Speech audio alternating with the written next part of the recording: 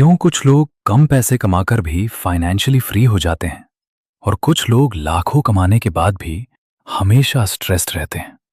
क्यों कुछ लोग पैसा संभाल लेते हैं और कुछ लोग पैसा आते ही बर्बाद कर देते हैं? प्रॉब्लम सिर्फ इनकम की नहीं है, प्रॉब्लम साइकोलॉजी की है। क्योंकि पैसा सिर्फ मैथ नहीं है, पैसा बिहेवियर है। द साइकोलॉजी ऑफ मनी एक ऐसी बुक है जो तुम्हें इन्वेस्टिंग से पहले थिंकिंग सिखाती है।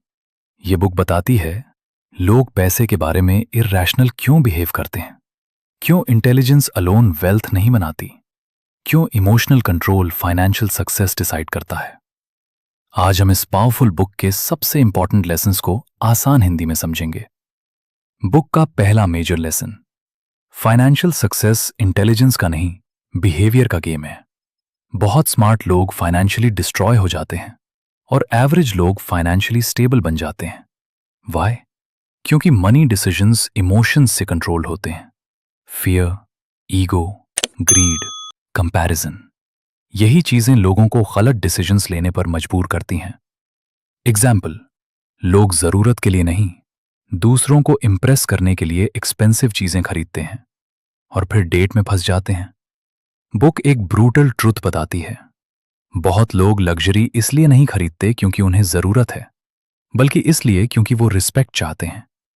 लेकिन आयरनी क्या है, जब तुम एक्सपेंसिव चीजें दिखाते हो, लोग चीजों को नोटिस करते हैं, तुम्हें नहीं। रियल वेल्थ दिखाई नहीं देती। रियल वेल्थ सेविंग्स है, इन्वेस्टमेंट्स हैं, फाइनेंशियल फ्रीडम है। लेकिन सोशल मीडिया ने फेक सक्सेस को नॉर्मलाइज कर दिया है। लोग रिच दिखना चाहते हैं, रिच बनना नहीं। बहुत लोग सोचते हैं अगर मेरी इनकम बढ़ जाए तो मेरी प्रॉब्लम्स खत्म हो जाएंगी। गलत।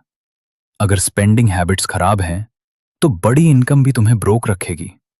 बुक कहती है वेल्थ का सीक्रेट हाई इनकम नहीं, हाई सेविंग्स है।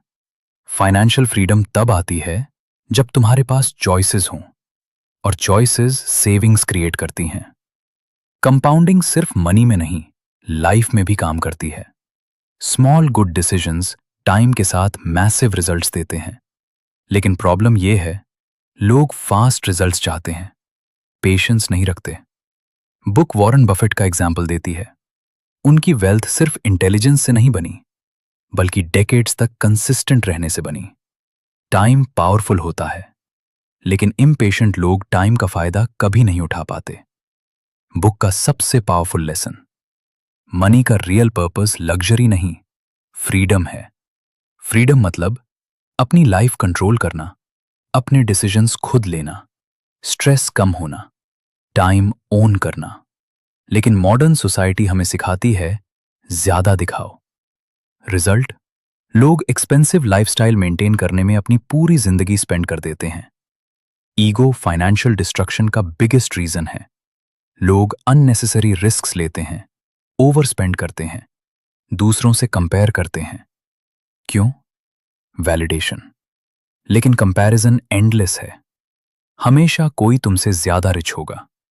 अगर तुम कंपैरिजन के गेम में फंस गए तो कभी सेटिस्फाइड नहीं रहोगे। बुक कहती है लाइफ प्रिडिक्टेबल नहीं है, अनएक्सपेक्टेड इवेंट्स हमेशा होंगे। इसलिए स्मार्ट पीपल इमरजेंसी फंड्स रखते हैं, पेशेंस रखते हैं, लॉन्ग टर्म सोचते हैं। इमोशनली वीक लोग पैनिक करते हैं, और पैनिक बैड डिसीजंस पैदा करता है। वेल्थ बिल्डिंग कॉम्प्लिकेटेड नहीं है, लेकिन इमोशनली डिफिकल्ट है। क्यों?